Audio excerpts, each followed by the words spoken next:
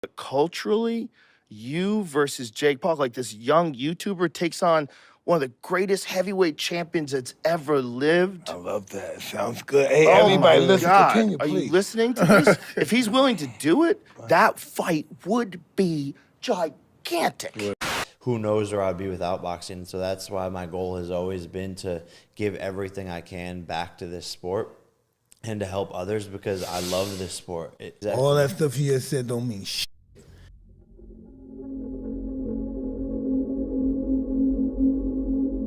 You never drew 100 million people or 70 million people to the fight, have you? Around like 75 million. You never helped boxing before. Boxing helped you. But that's what the sport needed. Fight. No way. Bro, like, shut up. Are you serious? I'm in the Hall of Fame. Where the fuck you been? Kick my ass. Motherfucker, fight me in the gym. You just look like an idiot. Like, actually. If you don't kick my ass, you let it go.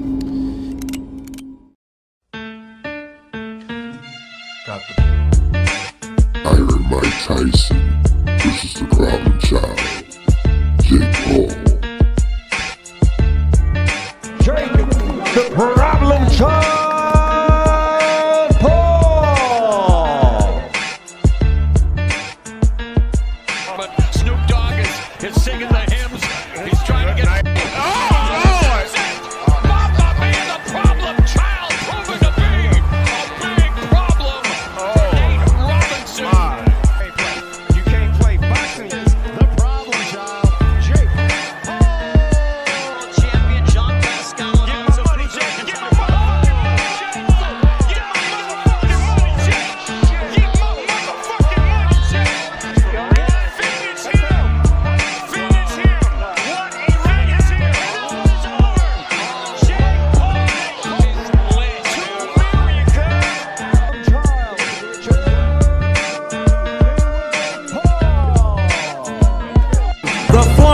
Undisputed heavyweight champion of the world tonight, making his return to the ring, and he is back, ladies and gentlemen, introducing the one, the only, Mike Tyson.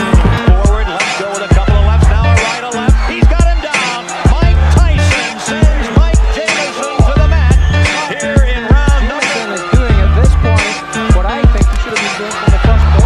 He just took a right southpaw stance and tries to rock two right hooks off Tyson's head. With a to go.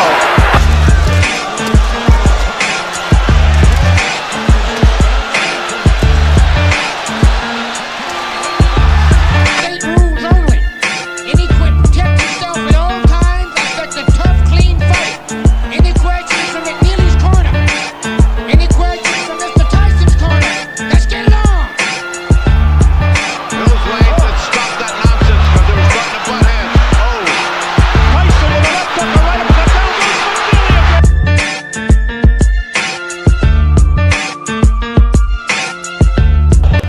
Put your mother in a straight jacket, you punk ass white boy. Come here and tell me that if I fuck you in your ass, you punk white boy, you faggot.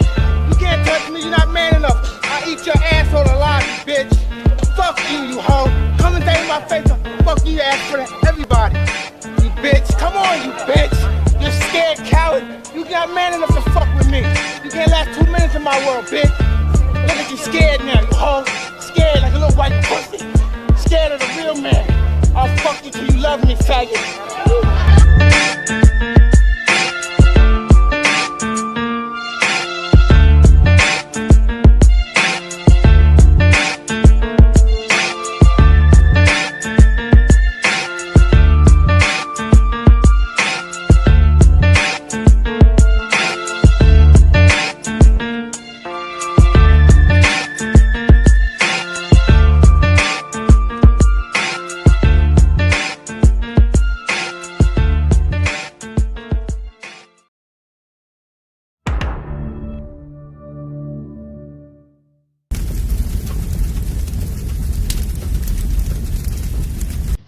What's good, everybody? Chuck P. C-Ville Finest here. You already know how we do it, man. I got my brother Marcus Nall here from Ohio Runs Boxing, and this is the Jake Paul versus Mike Tyson KTFO prediction show. I thought I'd supersize this one, man, and give you a nice long one, man. If you don't know, we did this last year for Errol Spence and Terrence Bud Crawford, 2-part show, prediction show, and the second half, we're going to bring back Ville, Holyfield. And I got my boy Marcus Nall with me, man. It's going to be a damn good show, man. But I just want to ask you, man, how you doing, man? It's been too long, brother. Man, I've been pretty good, man. It's pretty good, man. Just grinding, working. Got some plans in the works, man. Got some plans setting up for next year. But everything been good, man. It's been real good, man, for the most part. It's been real good. But staying working, man. You know me grinding day and night.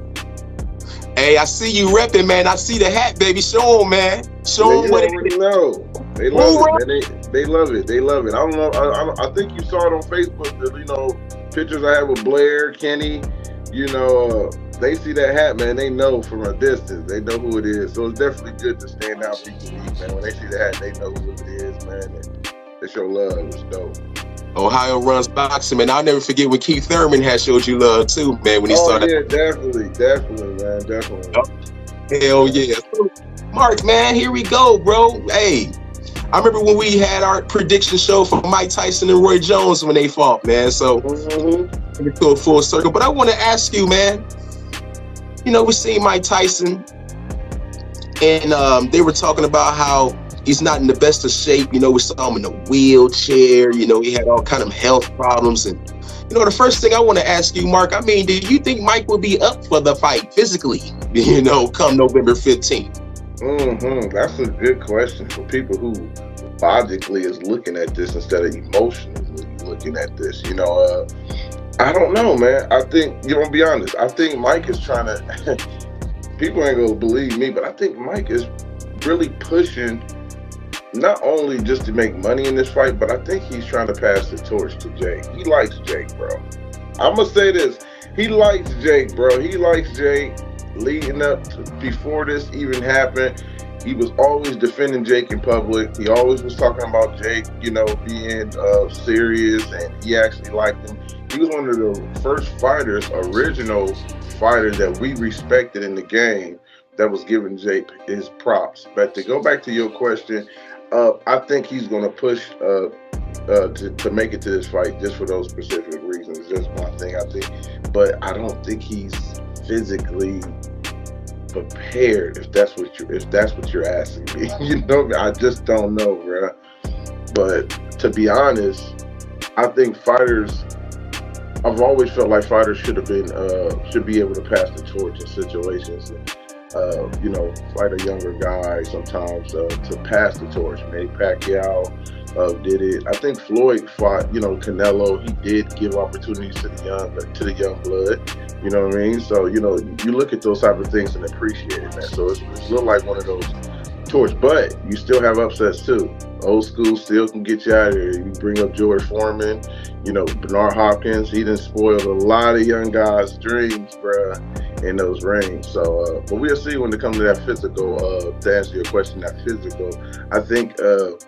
I don't know if he's gonna be 100, bro. I'm guessing probably about 60%, 65 if I had to throw it in there. I don't think we looking at a 80%. And he older too, so we getting a 65% Mike going into that fight, in my opinion. Bro. All right, now, there's a lot of things you said, man. I got, and I like how you subtly was saying that shit nonchalantly.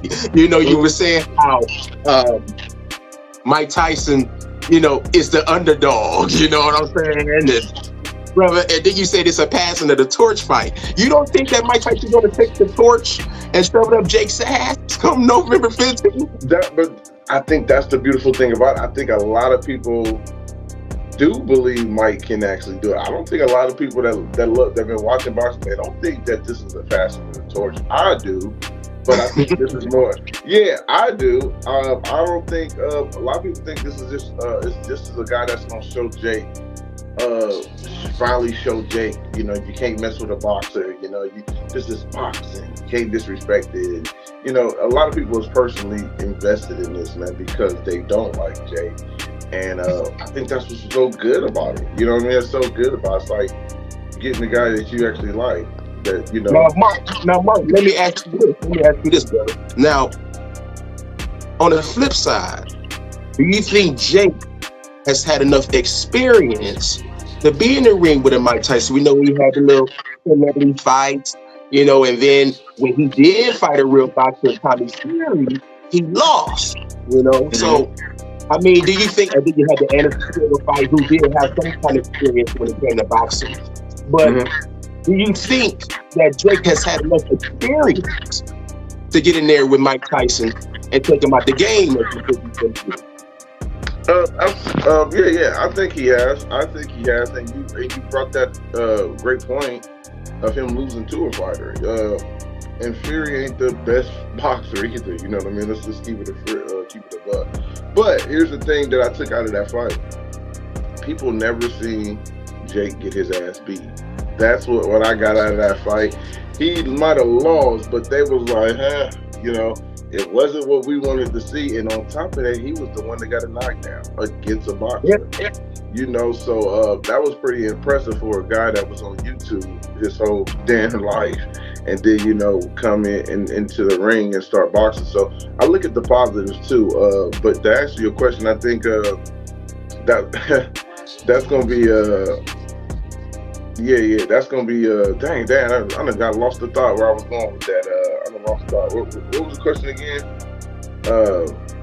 Well, do you think Jake has had enough experience for Mike? Yeah, there is the experience. No, I think he has enough experience. I think that's going to, you know, really play a big part. And he has now took on, I think it's 3 boxers now. 3 boxers. The stage lights for him is not going to be anything, but at the same time, it's Mike Tyson. And even when we go back to that press conference, you can look at Jake and you can see that he do not want this fight to mess up or cancel. You know, Mike was pushing and shoving, and Jake just calm, like, nah, I ain't doing nothing to mess up the bag. You know what I'm saying?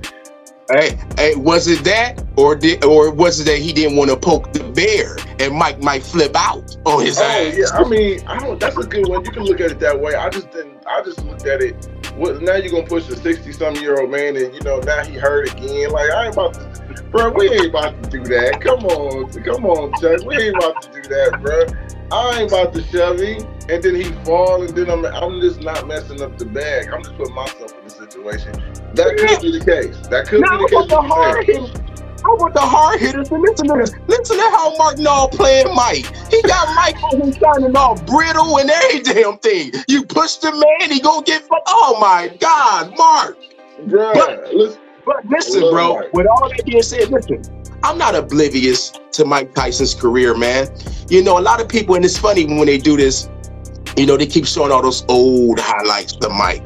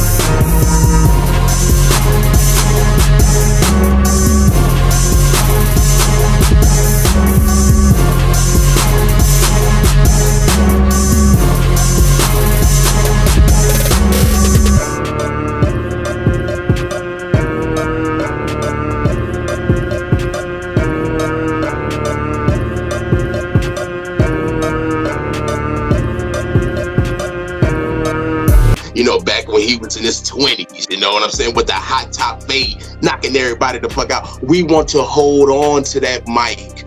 But the reality is, if you've been following Mike Tyson's career, he was looking a little washed towards the end, you know, and on top of that, bro, all the biggest fights he had, he lost. You know, he lost the Holyfield fights. He lost the Lennox Lewis fights. And oh my God, we ain't even gonna talk about what Buster Douglas, hometown native, by the way, we ain't gonna talk about what Buster Douglas did to his ass, let alone him getting knocked out by Kevin McBride And that speech he gave, bro, almost cried when he got knocked out by Kevin McBride. Did you want to continue? Well, I would like to continue, but I saw that I was getting beat on. I realized I don't think I have it anymore because I got the ability to stay in shape, but I don't got the fighting guts, I don't think, anymore. When did you recognize that? At what part of the fight? I don't know, early into the fight. I'm just sorry I let everybody down. I mean, I just don't have this in my heart anymore. Did you feel as though you had it coming into the fight? No, I'm just fighting to take care of my bills, basically. I don't have the stomach for this kind of no more. I'm more conscious of my children and those guys looking at my parents. I don't have that ferocity. I'm not an animal anymore. Does that mean we won't see you fight again? Yeah, that's most likely. I'm not going to fight again. I'm not going to disrespect the sport anymore by losing to this caliber of fighters. So I'm not oblivious to all of this, you know. I mean, but with all of that being said, you know, he's had a lot of time off. You know, sometimes that can help a fighter, you know, make him kind of rewind back time a little bit. You know, maybe he can get one more good fight out of him, and he's not going up against a stellar boxer in Jake Paul. That's why I said maybe Mike could have one more left in him, you know, and maybe he can get Jake up out of there. But with all of that being said, what do you think about it, Mark? Man, he definitely, listen, man, you're right. People still hold on to the old Mike Tyson. You said it correctly, man. They thinking about the old Mike Tyson. They're not thinking about this 60-something-year-old Mike, you know, and they're not thinking about, and it's so funny that you brought up Kevin McBride. That was his last pro fight. His real fight was Kevin McBride. But you know what's so funny? I did a poll here, probably about 8 months ago, where I put up Kevin McBride versus Jake Paul at cruiserweight. I said if Kevin McBride was a cruiserweight, I said who would win this fight? You know, it was almost unanimous. Everybody said Jake Paul. And some of them didn't even know who Kevin McBride was. It was the hardcore saying the narrative that I was pushing here. Yep. And but a lot of people was like, Jake Paul. And I said, well, that was the guy who beat Mike at the end of his career. And y'all think Jake can beat him. You see what I'm saying? Which that was nice. I like how you did that. So, you know, y'all think Jake can beat, you know, Kevin McBride, but that's the last guy who beat Tyson. So it was a setup for a lot of the casuals. But anyway, that is a huge point in Mike's last performance. But here's the thing. The reason why I brought up what I said earlier, I think Mike is passing the torch because look what he did with him and Roy Jones. I mean, it was like, we seen the fight, but it wasn't like, we've seen the Iron Mike that really tried to get you out of there. It was more like, let's make this money Mike. I didn't see the killer instinct Mike that we see. And on top of that, he's getting older. So I think another thing is, if you think Mike is gonna knock Jake out in this fight, you better get the first and second round, because he ain't got a tank like that. So if you're gonna bet him to knock out, it better be the first and second round. But the rest of the way is cruise control. And I think Jake might be the one carrying Mike in this fight. Then we thinking Mike gonna carry Jake. I'm just gonna say, I think but this will be the perfect, I'm gonna say this though, Chuck, this will be the perfect opportunity for Jake to get that torch of a villain, because I think this is gonna be the perfect, if he does knock out Mike Tyson, bro, you know how many people will be mad at that man? Bro, you know what it's gonna be? It's gonna be the second coming of when Larry Holmes did that shit to Muhammad Ali. There you go. I think that plays a big part. Everybody thinking that fight when you look at this, because that was the first thing that came to my mind when I seen this. I was like, this could be that, but I thought it was gonna be headgear. It seemed like they sectioning this into like a real type of fight, bro. It's a real fight, bro. The record on the line. See, that's what threw me off, and I'm like, I was okay with the exhibition, man, with the headgear and stuff, but I just don't know, man. You put I know. Not that record on the line. You think Mike gonna go out like that, brother? No, I see. That's my thing. It's not that he don't. I think Mike, if he putting that record on, Mike gonna always come prepared, definitely to try to get him out of there. I just don't know if he got it in him, and I think it can look sloppy after the first two rounds. It does. I mean, look, I'm not saying Mike is Holyfield, but right. Holyfield actually got Riddick boat canceled because Riddick was trying to come back. But after Holyfield looked at like trash, Riddick Bowe, they didn't even let Riddick Bowe come back. So, I never forget. He was trying to sign with Eddie Hearn, and Eddie Hearn said, no way. No way, I'm not. What? So that you can't even fathom that, man. Letting older guys come in here like this. So I'm definitely gonna be treated. I'm gonna watch it. You know, I'm definitely gonna watch it, but that's gonna be crazy, man. Now check this out. Now, Mark, I want to ask you, man, because you know a lot of Jake Paul gets a lot of ridicule from fans. You know, a lot of people don't like the way he's doing business when it comes to the sport of boxing. A lot of people think that he's taking a mockery out of it. But then you got some people though who's finally coming around. I want to ask you, Mark, do you think Jake Paul is good for boxing? Yeah, I've always felt he was gonna be good for boxing. He's like the matter of fact, he was first. He is the Caitlin Clark of boxing, where they, I don't know if you would know who that is, the female basketball player. They hated on the white girl, but she is a baller. She can actually lay. I think but when it comes to Jake, I think he actually is getting better. He's not a real skillful boxer. He comes from a guy that didn't have that many amateur background, and I love how they've been matching him up during his career. Some people want to see him against top 5 competition, and I'm like, what has he done to earn top 5 competition? Oh, nothing. I just want to see him get knocked out. That's my point. He didn't got under some people's skin to the point where you want to see him fight a top 10 guy that he ain't even deserving. And we ain't never did that to real prospects. So we want to do it to Jake.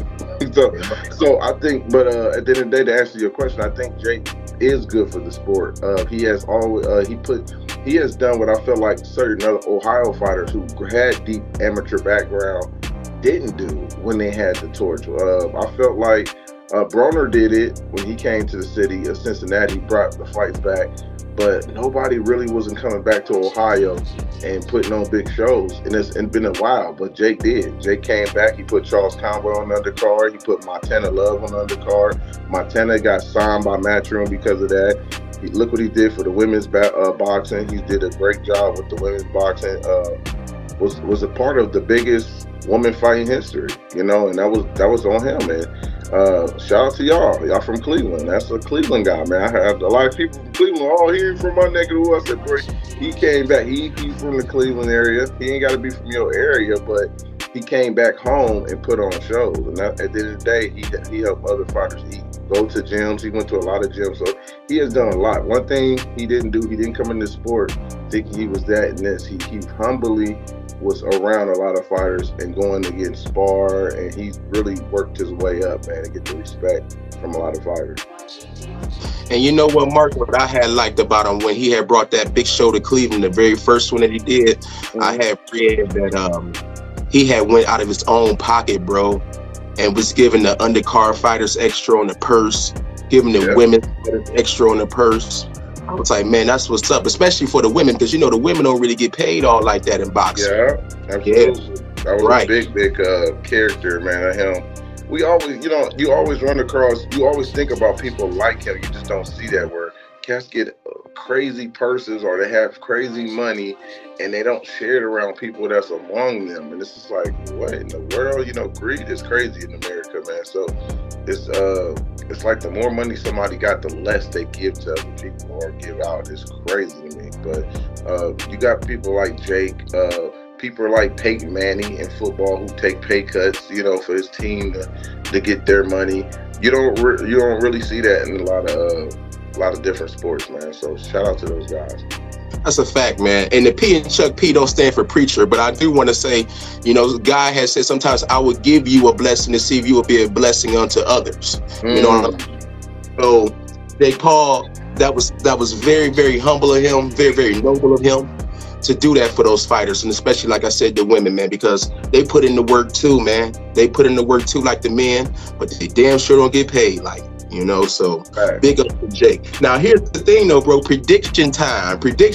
Hey, I'm going to go ahead and let you go first. You the guest, and then I'll bring it home. What you think, man? I know you riding with Jake.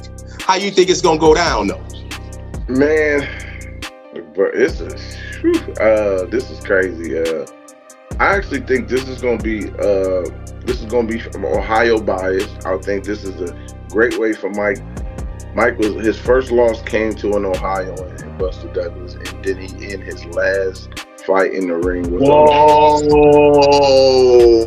I didn't think about that. He ended, You so gonna come to a full circle, Mark? it comes back to a full circle. The first loss of your career was from Ohio, and the last loss of your career is gonna be from Ohio. It's a full circle. Don King being from Ohio, it's all connected back to Ohio. This fight got Ohio written all over it. I think it's gonna be passed to Jake, and Jake will be up there.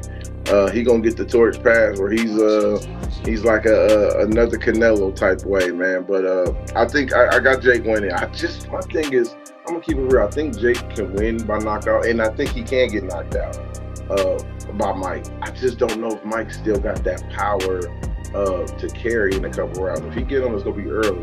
But if Jake take his best punch, it's gonna be a wrap for Mike, man. I think the power is the last thing in the league. One thing I notice about Mike, a lot of his clips that he shows when he's exploding, it's only a second, only like 30-second clips. There's never a 2 minute or 1 minute of him just exploding on the bag. People don't even pay attention to that. But it's only 30-second clips. There's nothing longer than that. So I think they even selling it, just for the bag. Mike just said, let me get this last bag. And he's living in this new social media era where he want to be a part of a fight with people talking about him on social media, being tweeted, seeing his poster being tweeted. That's what a lot of these new older fighters want. They want the experience what these new fighters is getting. So, but to make the question shorter, man, I think Jake gonna be able to pull it out and get it. I don't know if he's gonna knock him out though. I think they got too much respect for each other. I think it'd be a point where he hit him and he clip him, and it could be vice versa. I could see Mike doing that. Mike did that before in a charity event where he hit somebody and they almost failed. And he picked them up. He didn't let them fall. Chad, like you've seen this, so he got it good hard. I just don't see that Iron Mike from back in the '90s no more. I really see a good guy, man, that we all love. Like he has transitioned over to a real great human being, bro. Way different from what he was in the '90s. We love Mike. So if Mike does that, I think Mike will carry him. I don't know who might want to knock this man out. I just don't know. But it can happen, bro. It can happen. But I'm picking Jake. I'm picking Jake. And I'm gonna go by decision. I'm not gonna go knockout. I'm gonna go Jake. And man, that's a bold That's bold, because I think somebody get knocked out. I think somebody get knocked out in this darn fight. I'm picking with my heart, with respect of both fighters. But I'm gonna go with Jake. But if I had to bet, I'm gonna go Jake knockout. If I had to bet, yeah, I'm gonna go Jake. Well, Mark, you said it, bro. You said it, Mark. If it goes past 2, it's gonna be Jake. I think I could give Mike another round though. If it goes past the 3rd round, if it gets past round 3, Jake Paul is going to knock Mike out. But I don't think it will go past 3. I got Mike Tyson knocking Paul out of here, bro. In the 3rd. I see it, bro. I got Mike, and I'm not even, listen, you know what we talked about. We know we talked about Mike Tyson's career. The good, the bad, and the ugly. I think Mike Tyson, with this record being on the line, and with Mike taking this shit very, very seriously, man, no distractions, none of that, I think Mike is going to get Jake Paul out of here. You know what they say? You said it. He brought him in. He gave him a lot of praise, brought him into the game. But hey, I brought you in this motherfucker, and I'm going to take you out of it. That's how I feel. Hey, that's how I feel. I think he about to put the dog to rest, brother. And all this shit that Jake Paul been doing, and it's been great. It's been a great run, man. It's been a great run. But it's time for Mike to end it, since he was the one, like you said, who started it. And I think that's how it's gonna come into a full circle. Mike gonna get his revenge on Ohio through Jake. I like it. Hey, but they gotta fight though, man. You know what I'm saying? And with that being said, Mark, I want to thank you, bro. I want to thank you for coming on. for this KTFO prediction show from Mike Tyson and Jake Paul. It's going to be a great event, man. And another thing I want to tell the fans out there, if the fight isn't what you thought it was going to be, listen, just enjoy the event. You know, we got Mike Tyson back in the ring. You know, we appreciating Jake Paul, man, repping Ohio. We can't lose, really. You know what I'm saying? We really can't lose. We just gonna sit back and enjoy this fight and then accept it for what it is, you know? But I think it's gonna be a damn good event. But hey, check this out, Mark. Before we go and get into Realville Holyfield, bro, we got other things in common besides boxing. You know, we like comics, Marvel, all types of things. Check this out, man. You know how you got Marvel comics and DC comics out there, right? Yeah. Bro, it's this dude that, man, I'm messing with him hard, bro. This dude got a vision, man, and I can see it clearly. This dude named Michael Anthony, man. I plugged him the last time for Devin Haney and Ryan Garcia prediction show. Dude, he got his own comic books getting ready to come out, man. It's called Phenom Comics. Bro, it's the truth, man. He showed me all of the stuff that he got lined up 2025. Listen, hard hitters, if you into this, you got to check out my boy Michael Anthony and Phenom Comics. And here goes the trailer right here, man. After this trailer, hey, we creeping up on that 12 o'clock hour. Mark Nall, it's almost time for that Realville Holyfield. We gonna hit him with a part 2 of the show. But first, check out this trailer. Chuck PCville's finest. Ohio runs boxing. Marcus Nall. We'll be right back. What's going on, everybody, man? This is your boy Michael Anthony with another one, and I am thrilled to introduce to you a new comic book brand that's going to take the world by storm. I can guarantee it, and the name of this brand is called Phenom Comics, all right? Phenom Comics is where creativity knows no bounds, all right? It's, you know, every page is packed with adventure, intrigue, and characters you'll instantly connect with. Whether you're into epic battles, you know, intricate plots, or just love discovering new heroes. And Phenom Comics has something special for you, all right? So we have a special introductory trailer for you guys, so that way you can check this out, man.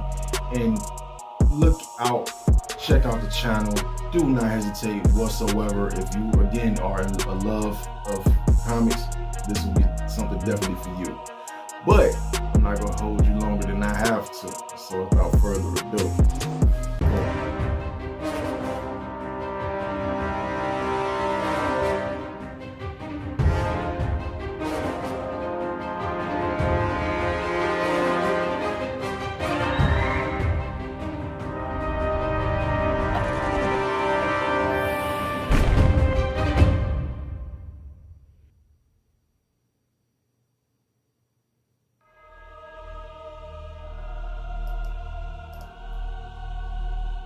and there you have it. So, the team at Phenom Comics is dedicated to bringing you top-notch storytelling and stunning artwork that will keep you hooked from the start, from the first issue to the last. Trust me, if you are a fan of comic books, this is a brand you need to have on your roster. Most definitely. It's a brand you have to have on your roster. Keep an eye out for it, all right? So dive into an incredible world of Phenom Comics and experience the next big thing of comic book entertainment. I promise you will not be disappointed. I promise you will not be disappointed. Check out Phenom Comics. It's a new book. It's something, it's new. It's a new comic book brand for the new generation, the next generation, with dedicated writers. And they're ready to introduce something brand new to those, again, who are into the love of comic books, the fantasy world, superheroes, all the above. And again, going back to characters that you can relate to, that you'll be like, man, now that's a nice character. Oh, this is a good story. Man, that's a crazy plot. Wow, what the hell? That's a hell of a cliffhanger. You know what I mean? I'm that type of guy. You know what I mean? So I like good stories, especially when the characters are built from the ground up. Nothing too crazy, nothing too fast. As for the characters, that's just automatically overpowered. You know what I mean? I'm an anime guy, so that's exactly how I feel about it. So most definitely give Phenom Comics a try. Go hit the link in the bio, and then just go subscribe to their channel, hit the notification bell so that way you'll be updated on the first character, the first story that they'll be posting for you guys, for us as comic book lovers and followers who want to see a new generation of heroes and villains. Best believe we're gonna be on there. So, man, I pray that you knock down every obstacle that's in your way and don't let nothing or no one stop you from reaching your goals and being the best you that you can ever be, all right? So y'all have yourselves a good one. I salute y'all.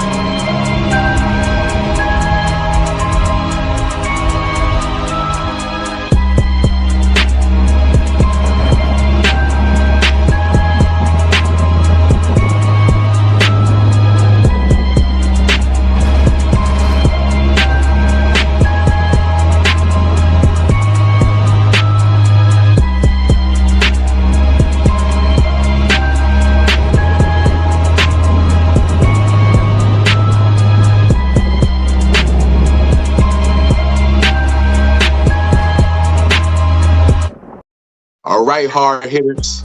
Part 2. We here. Realville, Holyfield, man.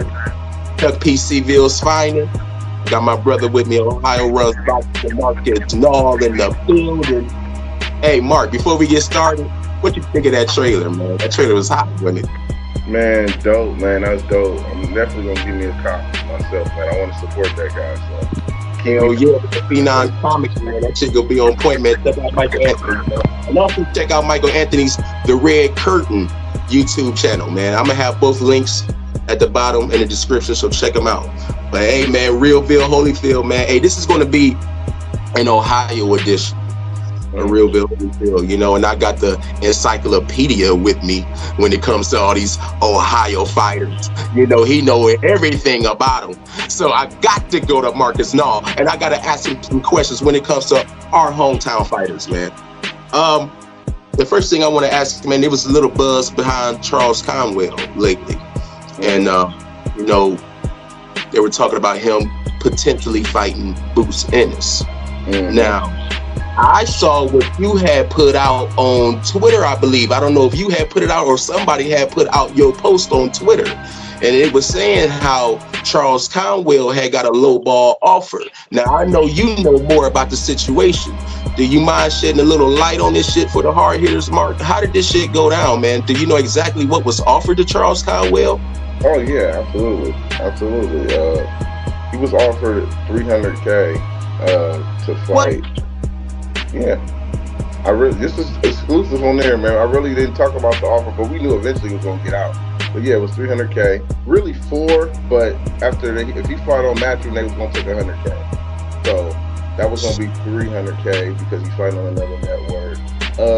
To me, I'm gonna be honest. I keep it a buck. I think 5 and 6 would have been good in the range for Charles. But Charles even said he would have took it for if they would have put more money onto it, even around like 800. He would have. That's taking a risk going to Philly.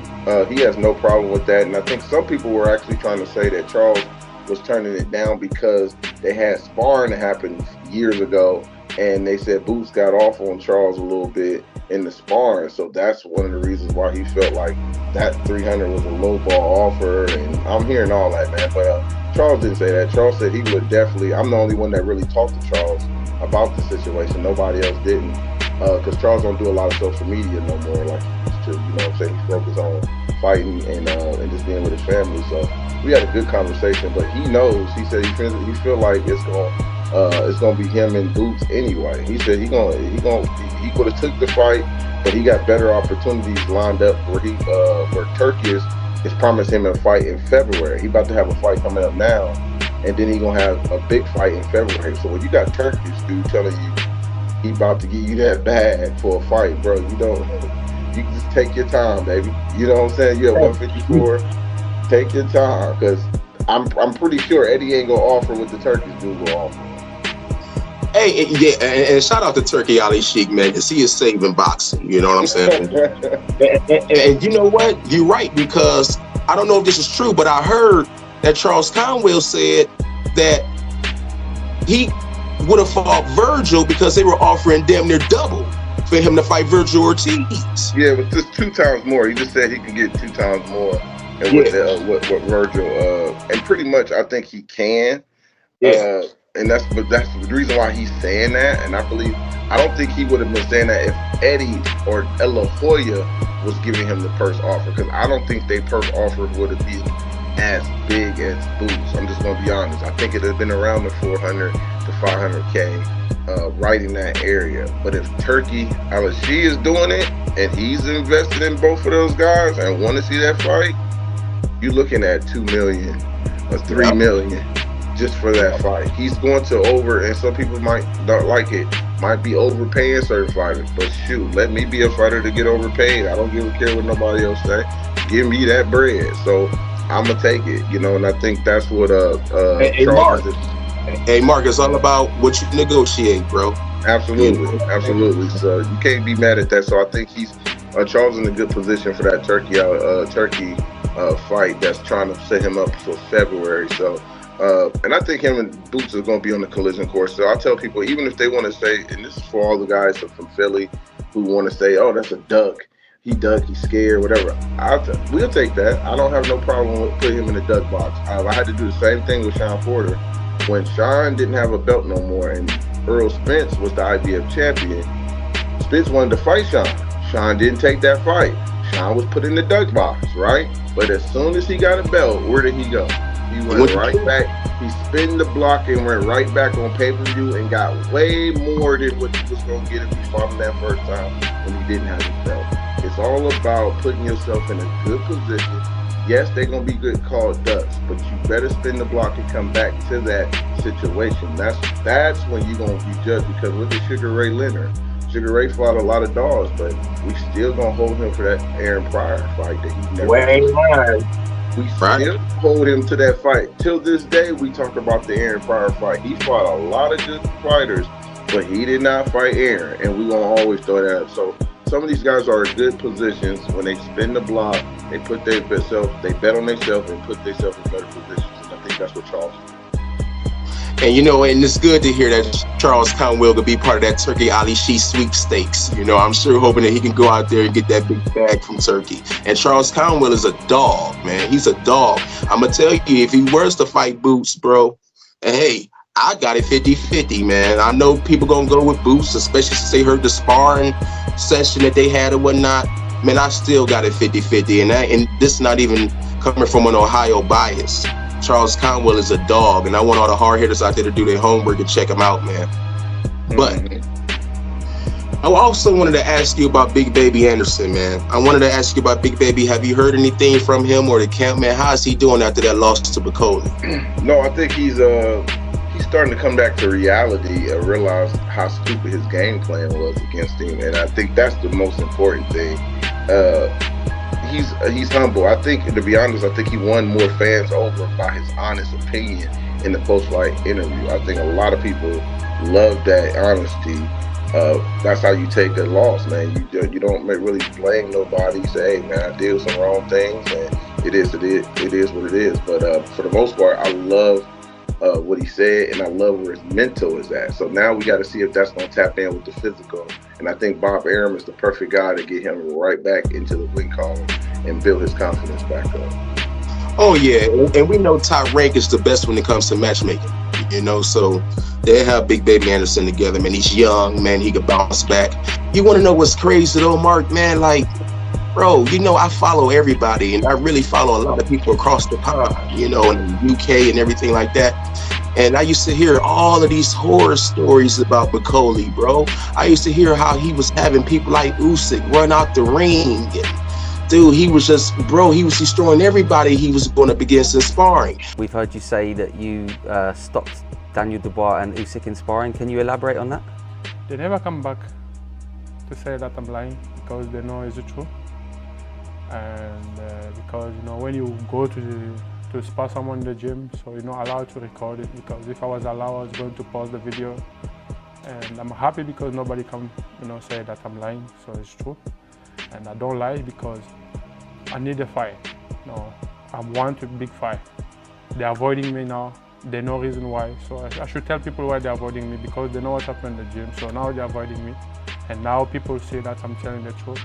And now we need the fight. So. Do you remember the shots specifically that dropped him? Uppercut, left hook, jab. All of them, I give them a hard time with the jab. I always keep this one for the fight. So soon I use it once, so you can't stand. But the nose, I got nice jab, nice left hook. So everyone get it. But you know what I did? I had chalked it up. I said maybe Bakoli's just a good gym fighter. You know what I'm saying? You got those good gym fighters that'll give you good work and sparring, but when you under the bright lights, it's a whole nother story.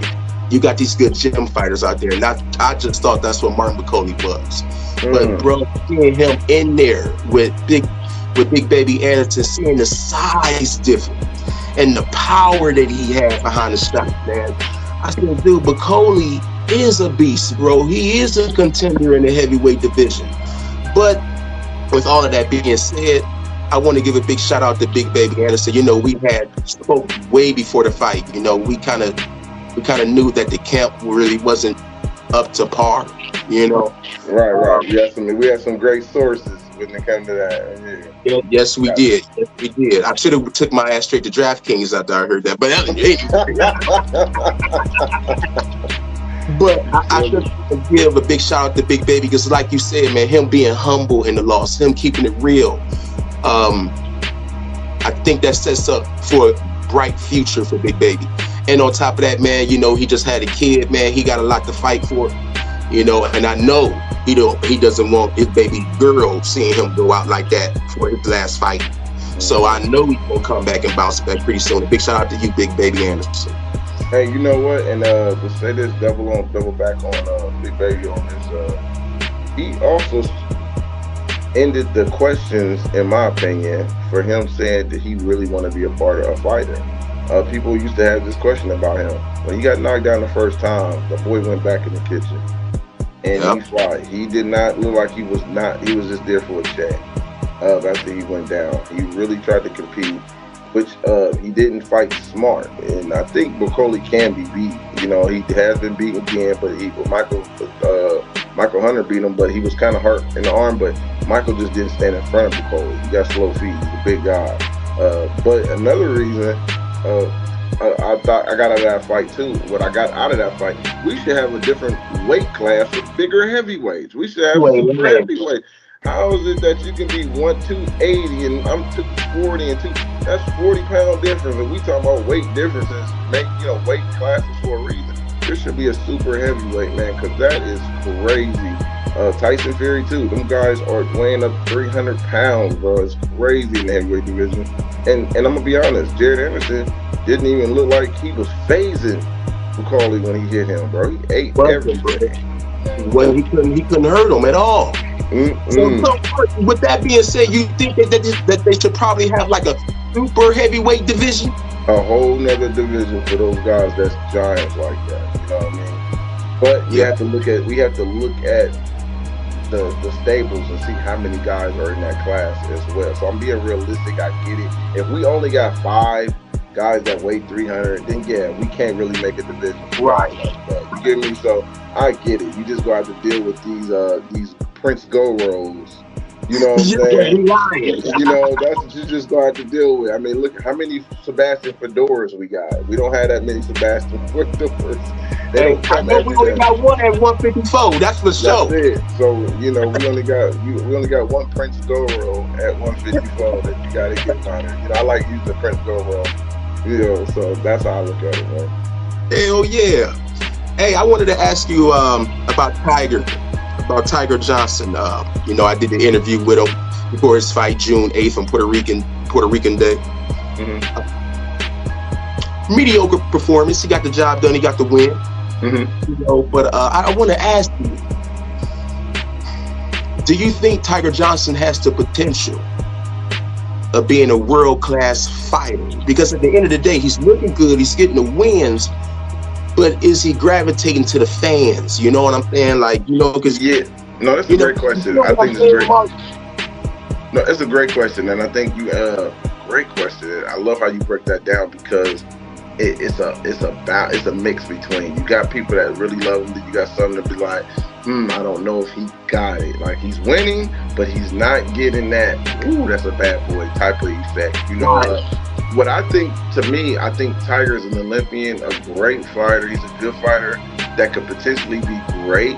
But I think, to me personally, watching him, it's going to take another good fighter to bring the best out of Tiger. Yeah. We're not going to see the Tiger that we want to see until he steps up in competition. And I think that's going to bring the best out of him. And he ain't going to even know that he can possess that. He might think about it, but once you locked in and he could, pretty much from a Dragon Ball, he's gonna go to the level. He's gonna turn to Super Saiyan. We've always thought you had it in you, but I think he's gonna go to Super Saiyan the moment he steps up in competition. When we think he's in a fight where he could possibly lose, I think that's when we're gonna get the best out of Tiger. I think he's gonna come to bring out the excitement that we've been wanting to see. But I think he's a good fighter. Don't get me wrong. We see some spurts of him doing good things, not consistently. And this could be from matchmaking. Could he fought some durable, hard, competition? You can't really fault him to that. But he has been winning and he's been consistent. That's why I give him credit for it. But I think it's just going to take the right opponent that's in the top 10, top 15 to bring the best out of Tiger. Right. Now, it's funny how you say how some people say that, he's getting the wins, but he ain't looking stellar like he's that guy. But I do talk about somebody else who I know is that guy. And that's Abdullah Mason, bro. Abdullah Mason, man. It feels good having a fighter like Abdullah Mason come out of Cleveland, Ohio, man, because I'm dead serious, man, because it's I don't have a doubt in my mind, Mark, that Abdullah Mason is going to be the guy in the division, man. He's going to be a world champion. He's going to be a unified champion. I could possibly see him going for undisputed. I can see all of these things out of Abdullah Mason. Hey, what is your background with Abdullah Mason and the Mason brothers? Because I know you're really, really close to them.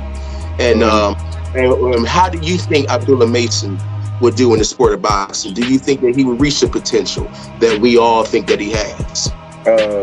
Yes, man. He definitely has the thing that some of us go to war with certain fans over. It's the eye test. We have people say, "Oh man, you just the eye test. He ain't fought nobody," but he clearly shows that he's different.